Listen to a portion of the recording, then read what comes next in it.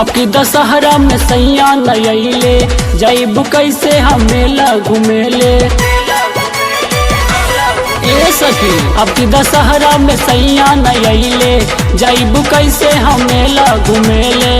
हमके नैहर जाए के मन करेला कहाँ रेला तमन करता घूमे के मेला। सैया चल गईले छोड़ के अकेला। मन करता घूमे के मेला सैया चल गईले छोड़ के अकेला।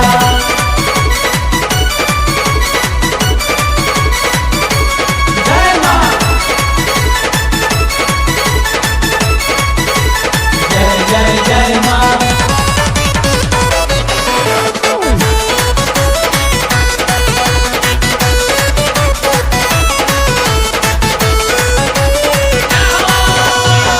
सबके सजनवा सखी आ गईल घर हो। हमरा से एको दिन ना कैले न फोन हो। ए सखी सबके सजनवा सखी आ गईल घर हो। एको दिन हमरा से कैले न फोन हो। माई पे चुनरी हमहू चढ़ैती मन के मंगनवा हो मैया पुरैती। नारियल से बेऔर लेती हम केला हो केला। तमन करता घूमे के मेला। सैया चल गईले छोड़ के अकेला। मन करता घूमे के मेला सैया चल गईले छोड़ के अकेला।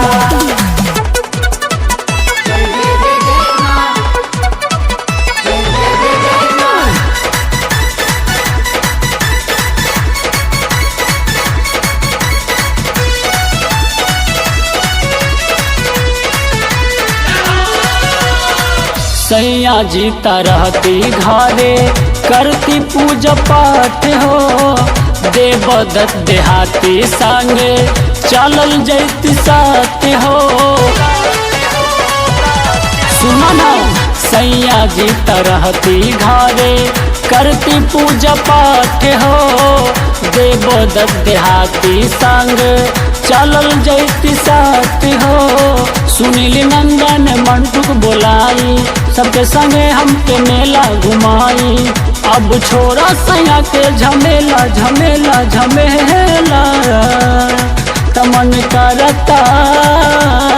तमन करता घूमे के मेला।